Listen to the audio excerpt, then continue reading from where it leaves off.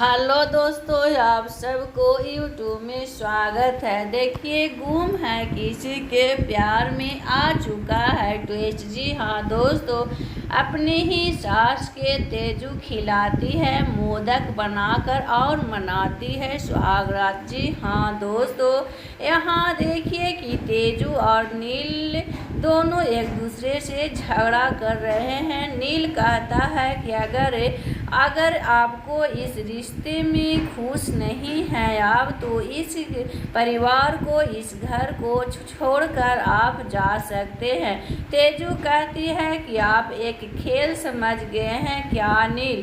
कभी शादी जिद करके शादी कर लेते हैं, कभी अब कह रहे हो कि रिश्ते तोड़ दो। एक लड़की के लिए कोई भी रिश्ता इतना कमज़ोर नहीं होता कि जब चाहे तो उसे छोड़कर चले जाए और जब चाहे तो उसको जोड़ ले। एक लड़की की लाइफ में ऐसा होता है कि जब उसे शादी हो जाता है तो उसे निभाना ही पड़ता है। तेजू अपनी मंगलसूत्र पकड़कर बताती है कि शादी का क्या पहचान है। देखो, इससे पहचान हो जाता है कि हम दोनों को अब शादी हो चुका है।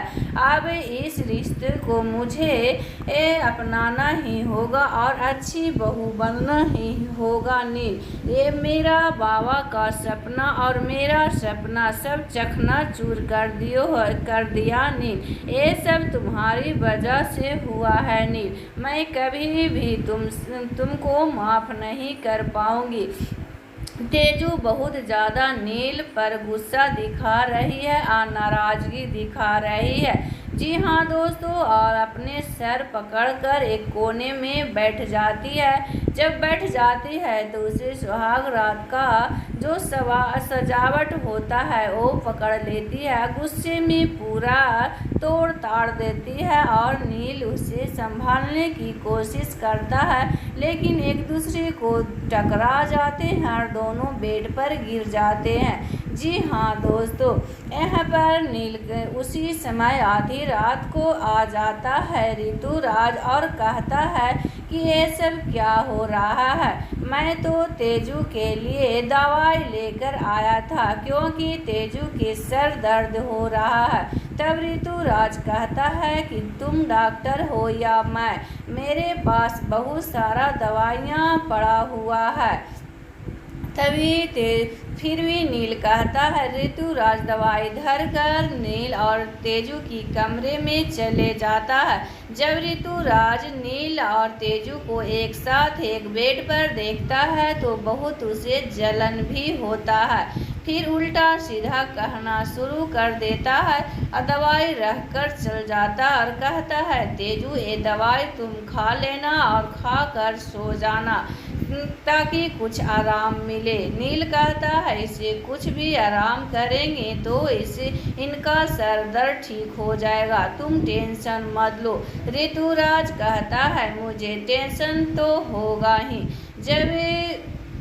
तभी नील बर्फ लाकर देता है तेजू को और कहता है, बर्फ से आप ये अंगूठे पर मसाज कीजिए तो थोड़ा आराम ही मिल जाएगा। तेजू और नील दोनों एक साथ बैठकर मसाज करते हैं। दोनों अलग अलग बेड पर सो जाते हैं।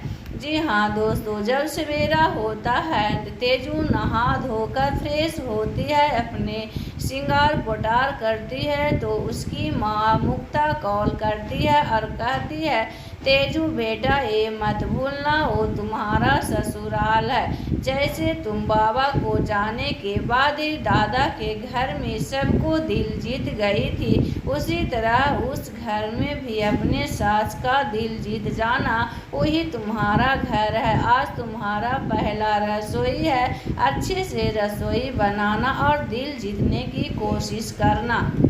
माँ की बात सुनकर तेजू किचन में आती है और मोदक बनाने के लिए स्टार्ट कर देती है। मोदक बनाकर सभी को परोसने आती है। लंच पर तो कोई नहीं उसके हाथ को खाना चाहते। उसी समय लीना आती है और पकड़ लेती है थाली और कहती है, ये क्या है? तेजू कहती है मोदक है आई, एक गणेश भगवान का चढ़ाया हुआ प्रसाद है। लीना फेंकने की कोशिश करती है तो जबरदस्ती तेजू उसे खिला देती है। सभी घर वाले हैरान हो जाते हैं और लीना कहती है कि कुछ दिन हुआ है और तुम जवान लड़ा रही हो, मैं एक थप्पड़ मारूंगी। तेजू कहती है मारना है तो मारिए आई, मैं नहीं छोड़ूंगी क्योंकि ये प्रसाद है। सभी को दिल जीतने की कोशिश कर रही है तेजू और उसे नेक भी मिलता है रसोई का।